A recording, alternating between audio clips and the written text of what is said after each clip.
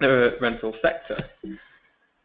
So just as a little bit of background, so effectively why we're here today, why are we interested in this topic? So getting on for 3 years ago now, here at Intechnica, we built the industry-leading traffic management solution, that's Traffic Defender queuing. And we're very successful to grow sort of very rapidly across a wide range of businesses around the globe with that platform. What we found very early on, though, was that our customers' traffic didn't really look as what they expected. So they'd be telling us that they expect a certain amount of visitors, and what we find is that often didn't correlate with the amount of requests that were coming into the system. So some 3 years ago, we started on a quest to try and identify what that was. And that's led us down the road to building a bot control product, which is all aimed at helping their customers and businesses identify their non-human traffic, understand what their traffic looks like, what it's doing, and take control over that. So that's why we're interested in this. I just want to discuss sort of what we're going to go over today.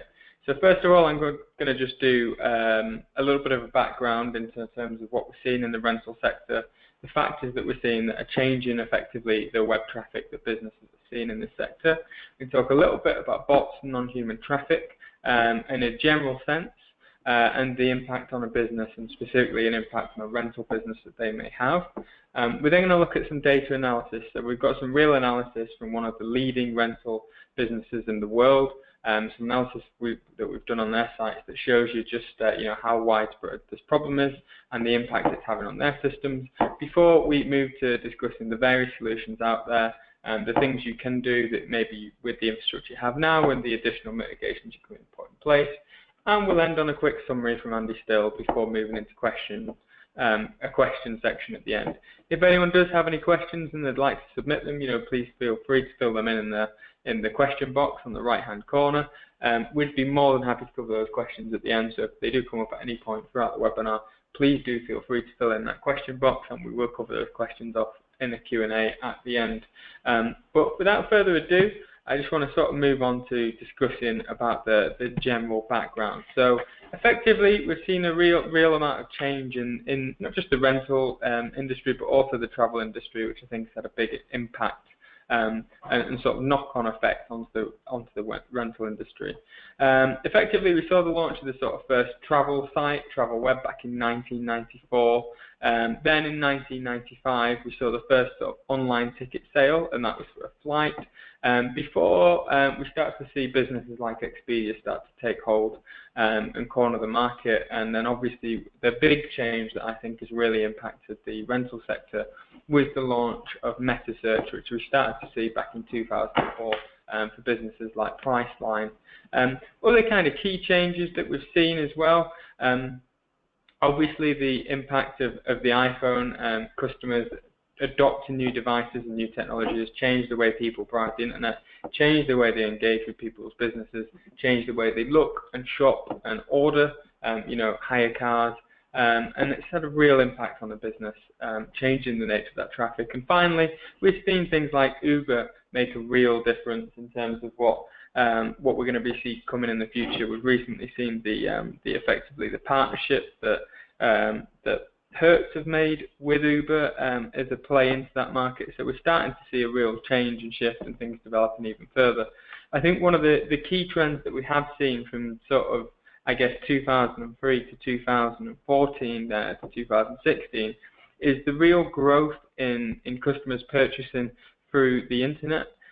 It was in fact in about 2011 when we first started to see that online sales have outstripped sales of those in typical stations where customers would turn up and rent a car. So back in 2011 we started to see that big major shift where those overtook the normal, the historic sales trends, and we've seen that grow ever since. I would say the other kind of growth we've seen in the rental sector is also the growth of the sales through indirect channels. So these could be aggregator sites that are publishing your data and reselling your cars and driving traffic to you. We've seen a real rise in that, and that's been growing steadily year on year on year and starting to catch up to that sort of amount of online pure play traffic that businesses are getting. So real key thing for the rental sector is obviously the amount of traffic they're getting, where it's coming from, and the real uptake in people purchasing online, and purchase them through other channels other than, directly with the business itself. And change is something that's been occurring forever, and it's a great thing, and there's a lot of businesses that take the most out of it and can really benefit. But what we have seen is a real decrease in the life expectancy of companies that can't really grow with change. So, back in 1955, the average life expectancy of a business was 75 years.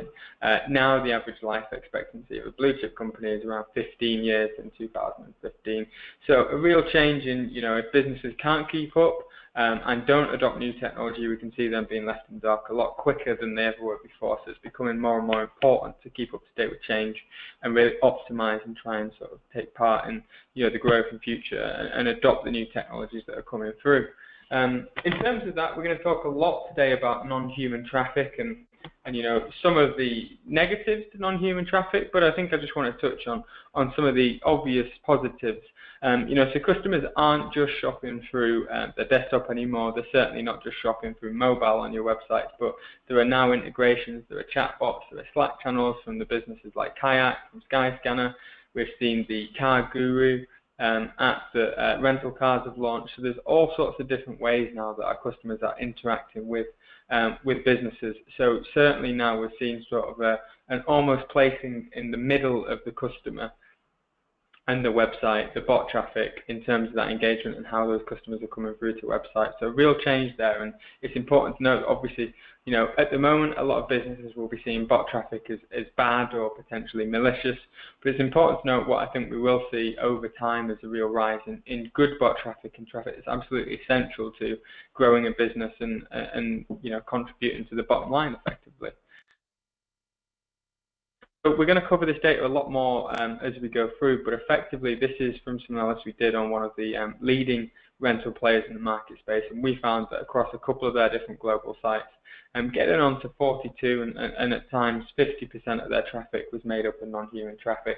So it's certainly a large amount of traffic that's impacting that particular rental retailer, and we certainly think this is quite widespread throughout the industry.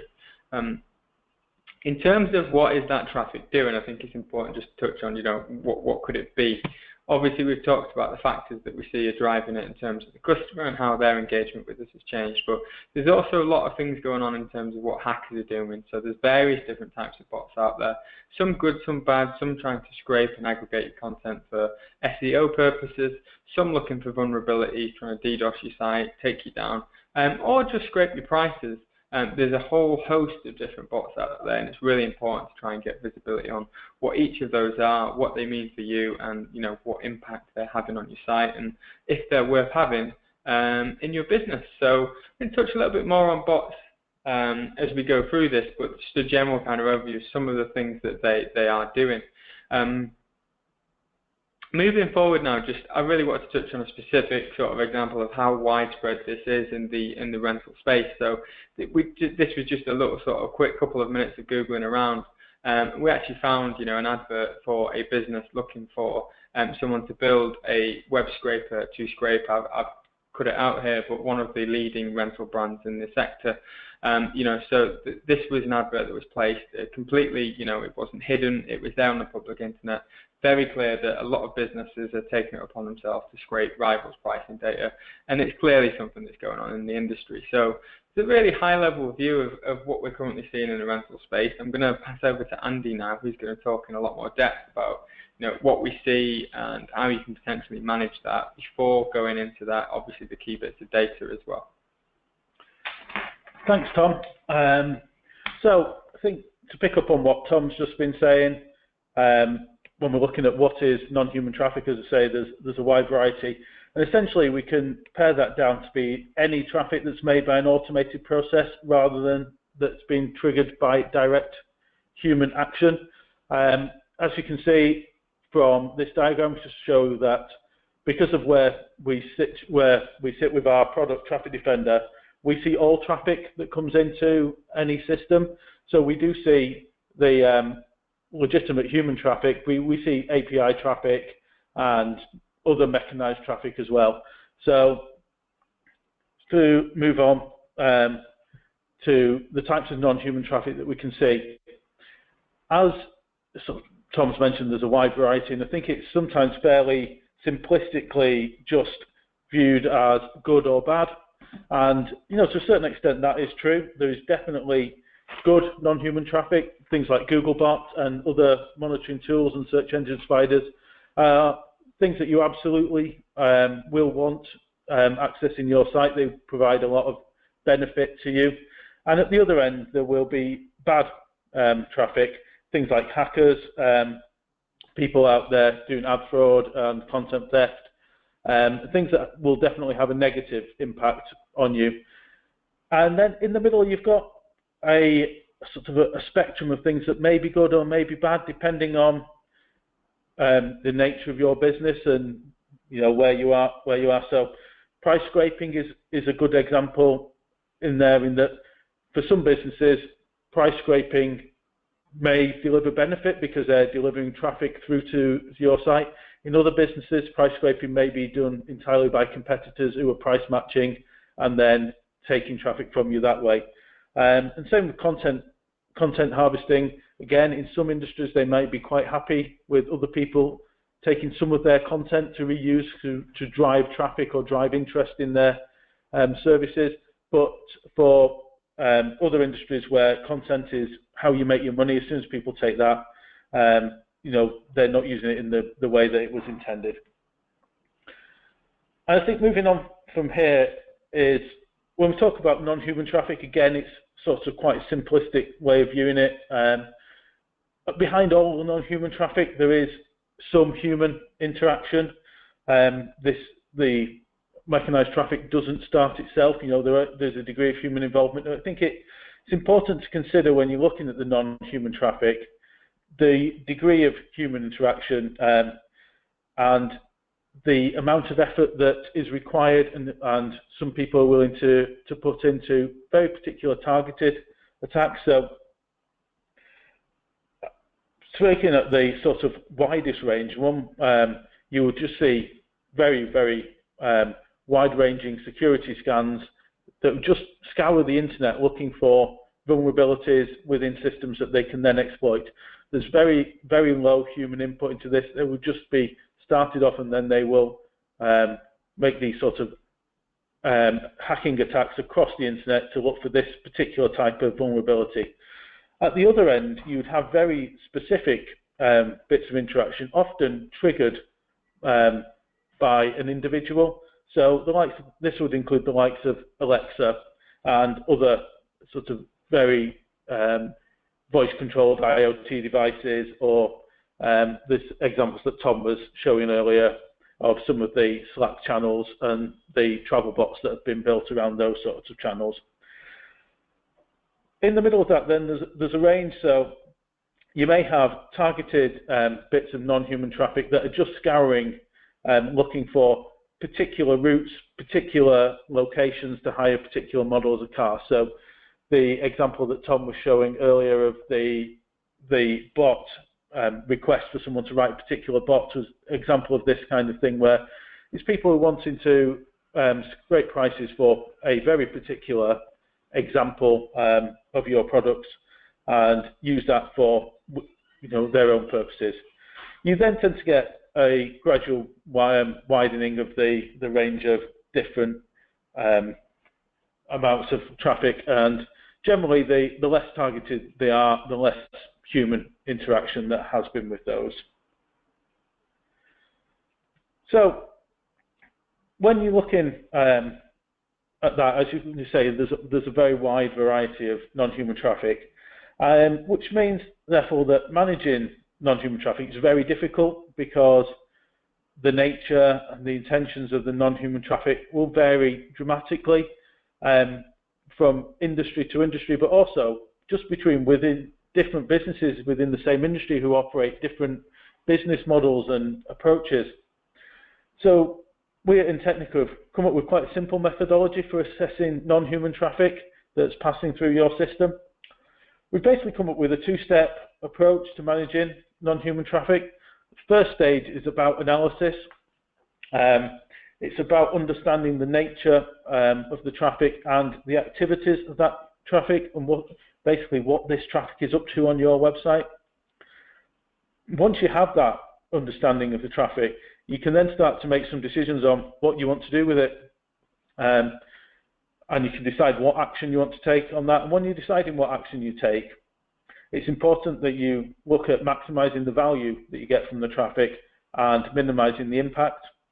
It's also really important to consider when you're doing that is that some of the non-human traffic may deliver both value and impact, and it's about weighing up the relative importance of those two aspects. When you're considering that impact, you need to consider a range of different elements of the business that it can have impact on. The first, and some ways the most obvious, is what's the impact that it has on other users? Is it negatively affecting the experience that your actual human users are having? That could be in terms of the quality of the service that they get from you.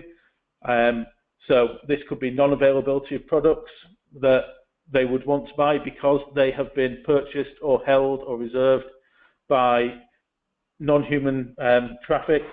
Or it could be impacts on performance in that the general overall usability of your site is reduced because of the amount of traffic that it's having to manage from other non-human activity. You then need to look at the impact on company interest. So is this non-human traffic accessing the sites for purposes that would not be in the interest of your company? Examples such as content theft, price analysis by competitors. And the next one is probably a fairly straightforward one, is the non-human traffic doing something that is putting your security at risk? Is it trying to exploit weaknesses in your site? Is it trying to identify credit card numbers, access data that it shouldn't have access to? And the last one is what's the impact on your infrastructure? So this could be affecting your infrastructure in terms of performance, as in your servers are reaching capacity. It could be scalability. You could be running out of disk space. You could be running out of database storage. And all of this could easily result in increased costs. So very obvious one would be increased bandwidth or storage costs, or additional infrastructure or licenses to run the amount of infrastructure that you're needing to serve the amount of traffic that you have. Okay, so just moving on from there, we'd like to start looking at what the actual impact could be relative particularly to the rental industry. So the first example that we'll talk about, and as I say, there's a wide variety of activity that goes on in this industry. So we have just pulled out a couple of examples. The first is to look at price scrapers, and what price scrapers are very basically is they're processes that accessing your site to gather information about the prices that you're selling particular products for.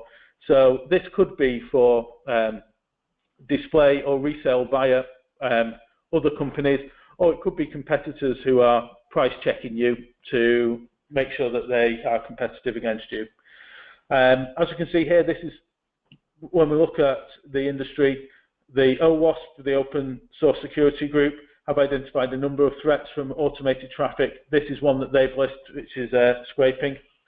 So, as we say, when we look at this, it's important to look at the value and the impact. And when we look at the value to this could be something that's delivering sales through to your system. So if it is resellers that are gathering these prices that are then pushing the ultimate sale through to you, then that is obviously value that you're getting, that sales that you're getting that you may or may not have got otherwise. But on the other side, what's the impact on the overall performance of your business as a result of this? So for other users, the obvious impact in this is impacting the performance. Your system is having to do a lot more, so therefore it may be a lot less reactive to other users. I think potentially for other users as well, this can impact the prices that they're seeing. If price scraping, is then reserving stock that they may want to buy, it may impact what is available to them. When we're looking at business interests, this is an interesting one that if this is being used by resellers, they could be reselling at higher prices. You then have no control on how your product is being represented. In the industry, you may be presented as being a lot less competitive compared to other industry people because the reseller has chose to mark up your product at a higher rate than others, you lose all the control over the way that you are being represented to your customers. So that could have negative brand impact. It could have negative sales impact. So it's important that you do understand what's going on. And then from an infrastructure point of view, you're handling a large amount of requests in an unstructured manner. And as we go into the data a bit further on in this, we can see what the impact of that may be. Okay, so I'd just like to hand back over to Tom now to pick up some of the other impacts. Yeah, I guess thanks Andy for that.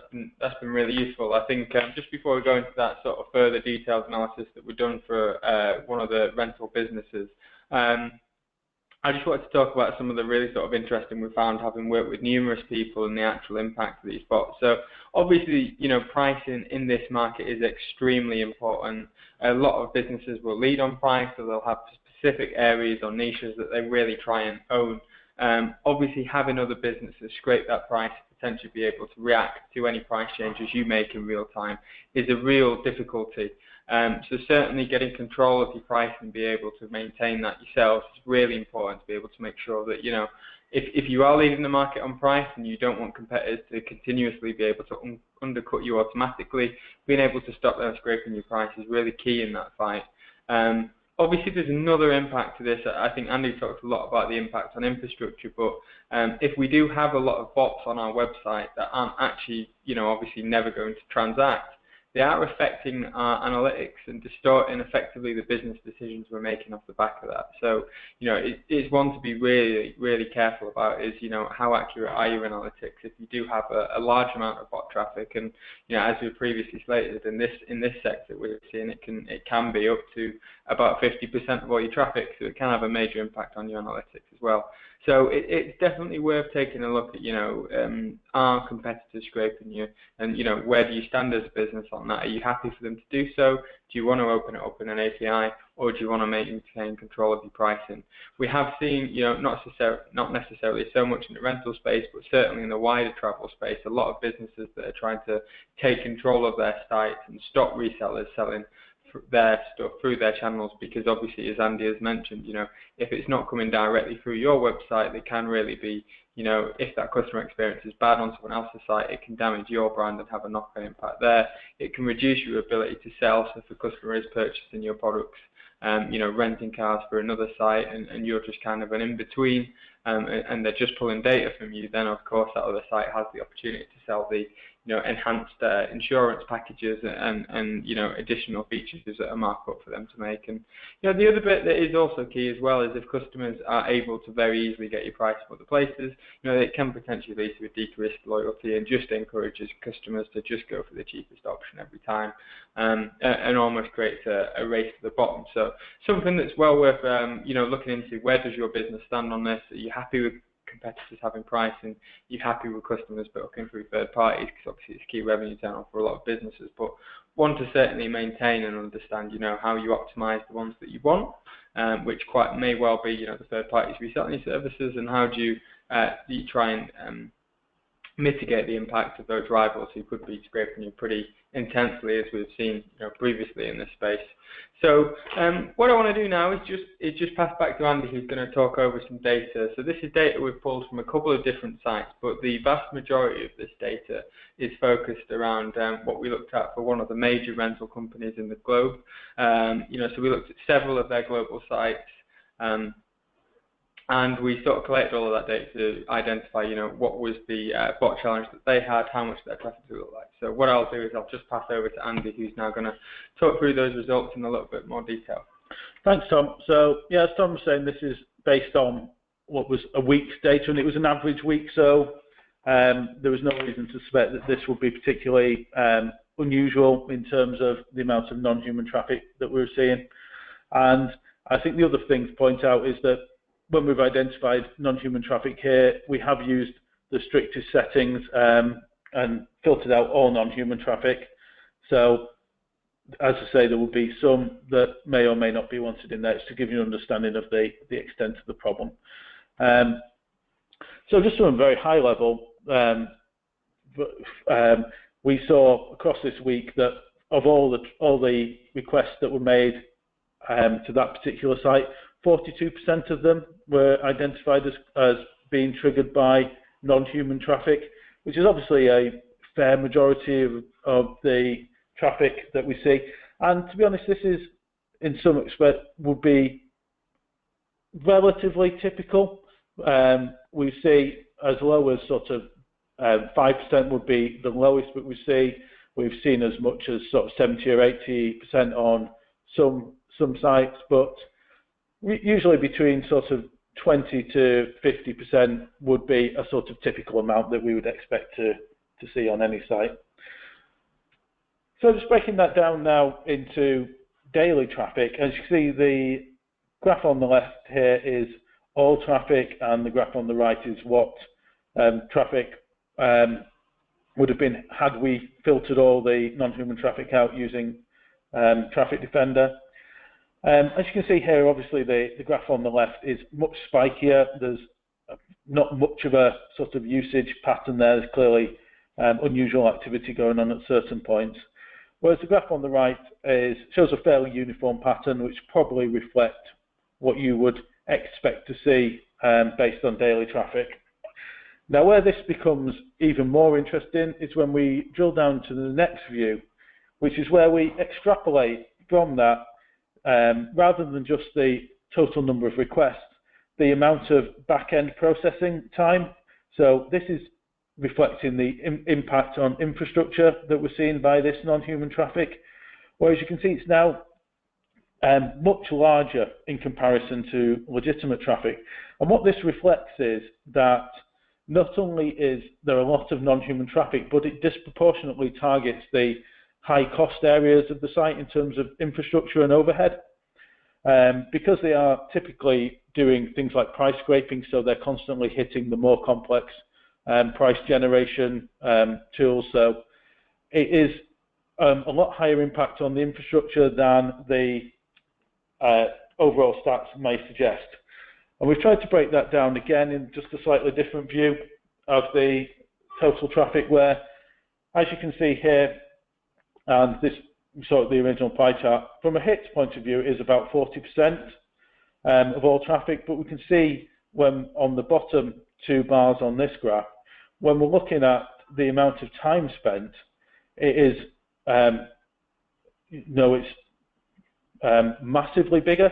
So the amount of time spent before filtering and after filtering, it's probably closer to a third rather than a half of all traffic. And then if we to extrapolate that for the peak hour, again, this was the amount, the hour of that week when we saw this, and this was between 7 and 8 p.m. on one of the evenings. So that is what you would regard as peak time for human usage. So this wasn't non-human traffic that was being targeted out of hours. This was during one of the peak hours. And as you can see at this point, the amount of time that's spent handling non-human traffic, it's around about 90%, 97% of the back-end time in this period was spent handling these requests. They're hitting the system at over 50 requests a second. Okay, so let's move on from that sort of overview of the data. As you can see, what we saw from there was quite a major problem for this particular customer. And so what can we do about it is the sort of next step. So let's look at some of the solutions. And when we start looking at stopping bots or identifying non-human traffic, the challenge really is that it is non-exact science. There is no difference between a request made by a human and a request made by a non-human system. So there's not a black and white way of identifying them. As we've said earlier, ultimately they're all triggered by human activity in some way, and obviously they're all triggered by electronic means anyway. So there is no actual difference between the two sets of requests. So there's three different ways of identifying, this traffic. The first and sort of the most basic way is by looking at static blocking, and that's by using something like a firewall or a web application firewall. And you can get some benefit from doing this. I think the chart on here shows that this can be as little as 1%. In some instances, we've seen this be more, but if you are going to look at this sort of approach, you do need to be putting a lot of effort into constantly maintaining the list of IP addresses and user agents that you want to treat as non-human traffic. And it's really important that you do look at data from wider sources. So beyond just what you're seeing and identifying as potential problems, you need to be pulling in industry sources as well. Okay, then another approach that you could look at might be to look at serving cache content, which is interesting, I think, when it is particularly in this sort of situation where you're getting price scrapers who are hitting this high impact area of your system. We could look at serving cache content for, if you've recently served a similar quote. Now, there is a downside to that in that if you do need real-time pricing and availability, you will not be able to serve that in this way.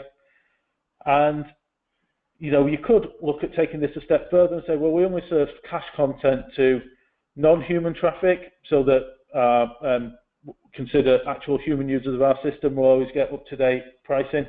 Again, you need to consider that what is this non-human traffic doing with that pricing. If it's actually revenue-bearing non-human traffic, you may reduce the reliability and service that you're giving to that traffic.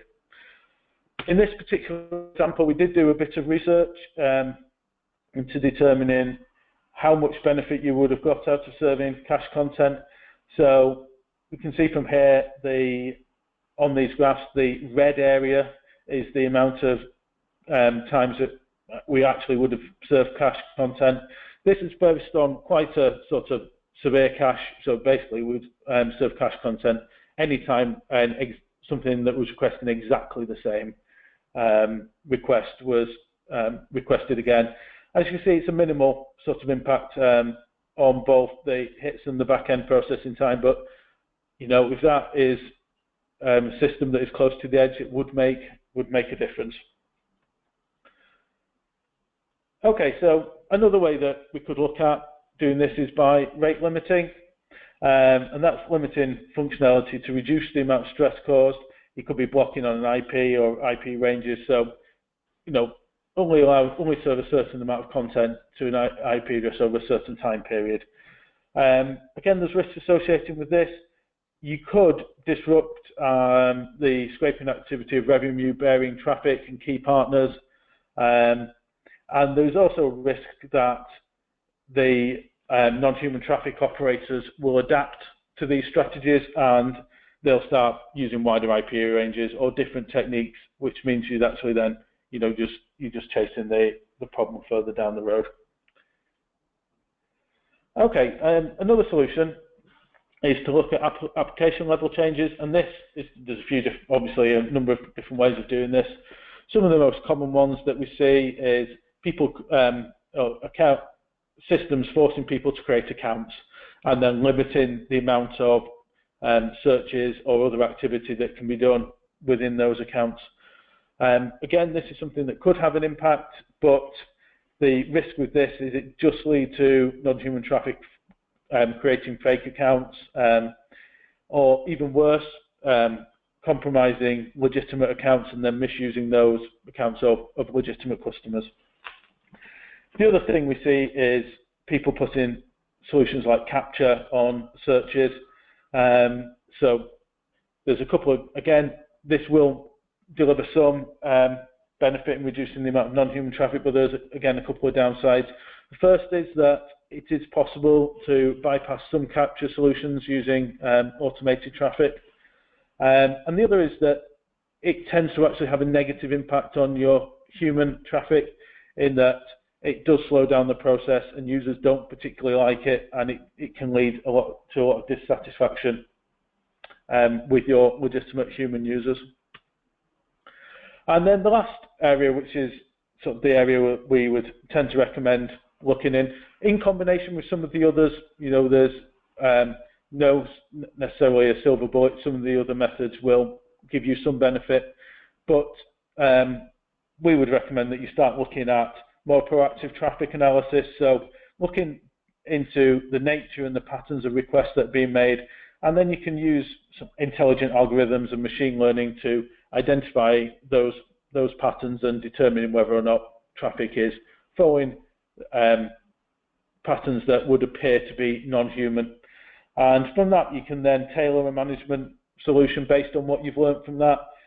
You can use a combination of some of the methods above. You could use caching, you could use some traffic management methods, and then you can start dropping things like honeypot traps in there, which will allow you to identify actions that are legitimate for humans to do, and humans will probably do without even being aware of the fact that they're doing them, whereas non-human traffic will find it more difficult to replicate.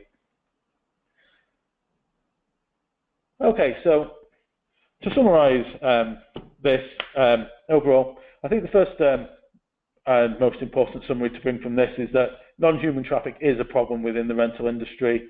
There's a lot of examples out there of resellers using prices without your consent, marking them up, or misrepresenting them, getting the upsell that rental companies would represent as their value add. That does undermine the public image, and it does create a lot of overhead on the servers and other infrastructure, as we've seen from the data that we've shared today. We're looking at some point over 97% of all overhead on that infrastructure being represented by non-human traffic. But there really isn't a simple solution to the problem. Not all bots and non-human traffic is good or bad. You do need to understand the nature and extent of what's going on in your system before you start taking action against it. And once you start taking action, there is, very basic solutions that can be implemented. They'll have some limited value, but you do need to be aware that sometimes those can have some negative impact. So you do, as with everything else, have to analyze the value versus the impact from for your particular situation. And beyond that, ideally, you'll look at more proactive learning solutions. So with that, I think I'll hand back over to Tom. Sure. Okay, great. So just before we move to the Q&A, obviously I said at the start of the webinar we will be moving to the Q&A at the end. So if anyone does have any questions, please do feel free to submit them in the question box. Just before we get onto that, while we're waiting for those questions to come in, I just wanted to cover off, if anyone does want to find out a little bit more about what we do, would like to get an understanding of what the traffic actually looks like on their website, how much of their website is bots, potentially get some of that insight into what we've shown you we've done for someone already in this space. Please do feel free to get in touch with us. We'd be happy to set up a trial to help give you some visibility into that. I think in general the summary from me from the webinar, Andy, is essentially as the rental industry faces more and more revenue coming through online, but also has to manage the growth of indirect channels. It's becoming more and more important than ever to get control over exactly what your online traffic looks like and decide whether or not you want to optimize or potentially mitigate some or all of the potential indirect channels and how you're going to let that impact on your business. So yeah, I think a really useful webinar. Hopefully that data has been really interesting to you. I'm just going to move sort of into the Q&A session now. We do have a couple of questions. I think the first one's coming in from John, which was how would we spot a bot issue on our site? How would we know? So I think John sort of alluding to how would a business, be it rental or any other, start to understand if they had a bot issue on their site and if it was worth investigating. Andy, I think I'll throw that one to you first of all. I think that's a very good question, and I think when we start to talk to a lot of clients about this, one of the issues is, like you say, they don't know whether there is a problem or not.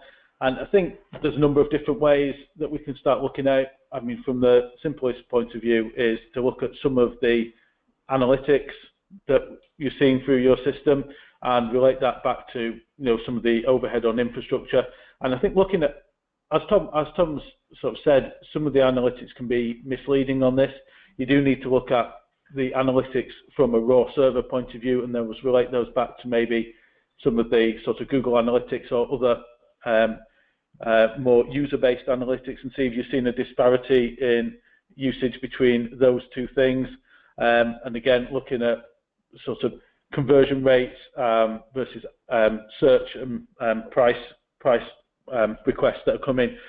Is that massively different to what you would expect? And look at some of the traffic patterns as we've seen on the in the data today. Look at the nature of the spikes of traffic that you're seeing is another way of going about that. I think it is about doing analysis of data at multiple levels to determine the accuracy, and then relating that back to what you would expect as a business to be. The sorts of responses that you're seeing. Yeah, absolutely. I think it's a great question there from John. I think certainly if anyone wants to, get visibility of bot traffic, it's something we can help of. But some of the common and typical symptoms we would see is kind of increased level of requests potentially that don't seem to concur with any event, aren't at peak time. Any sort of increased level of sort of database usage or a spike in requests to a website can be a common sign. Changes to analytics is another obvious one. Andy, you talked a bit about it there. If you want to drill down into what's going on, certainly look at backend servers. But if you are seeing strange behavior in your front-end analytics platforms, that can sometimes be caused, if you can't explain it any other way, it can be caused by increased bot activity. I think the final thing I would touch on as well is potentially, if you are seeing, particular visitors hitting large numbers of pages, that is another one that we would tend to relate to, heavy bot activity on the site. And another person just, Steve has just said, what can we do to stop this? He's currently looking at honeypots. I think honeypots is a really interesting thing to cover off, Andy. I don't know if you want to just touch on, what is a honeypot and how it could potentially help in this situation. Yeah, so honeypots are an interesting approach to this. And what honeypot basically is injecting a piece of functionality. Typically, it might be JavaScript, but there are other approaches to doing this, into the content of your page, with the idea that this will be something that will be, if it's a legitimate human user using it via a browser, it will just be executed without them even being aware of the fact it's being done. But if it's a non-human automated piece of traffic that is, maybe headless, it may be executing a pre-recorded script or something along those lines, they would be unaware of this and unaware of the correct way to deal with this. So in that case, the response that came back would be not what was expected. So their way of just identifying some of the particular types of non-human traffic that they don't operate via an actual browser. Obviously, they won't identify all of them. It's about maintaining your honeypot trap, and you have to keep updating it and making sure that it's not easily detectable and easily bypassed. Okay, great. Thanks a lot for that, and great question there in terms of honeypot. We're moving to sort of the last sort of couple of questions we're going to cover. If anyone's got any more they just want to squeeze in, please do feel free to submit them into the question box, and we'll try and get to them. I think one question is a pretty interesting one from Emma here. Is scraping legal? I think that's really interesting, and I guess potentially, challenging question for us there. I think from my perspective, what we have seen is a rise in the amount of businesses essentially taking people to court for scraping their data. I think one of the first things and steps that needs to be put in place to make that scraping of data illegal is to address the terms and conditions on your website. So one of the very early mitigations you can put in place, certainly in the States, is for someone to actually, potentially to make it illegal for them to scrape your website, they need to be in breach of your terms and conditions. So having a quick update of your terms and conditions to make sure you're making, the scraping and reuse of your data illegal is certainly something that you can look at. And we have seen a real rise in the amount of businesses, particularly businesses like Reddit, and the Digital Publishing Association take people to court for scraping their data. So is it illegal? I think that's a pretty grey area. Can you do stuff, to potentially take action against people doing this? Absolutely. I don't know, Andy, what your thoughts on that one are. Yeah, I think it's a grey area, the legality of it. As Tom said, there have been legal challenges which have been successful around companies taking data and using it within their other systems. I think, though, to a certain extent, the legality or illegality of it, to some extent, it's too late by the time you're addressing a legal challenge. You can, I think it's legitimate to do that and to to drive the traffic down in that way. But ultimately, at that point, the damage may already have been done. So I think it's important to address this problem in multiple ways.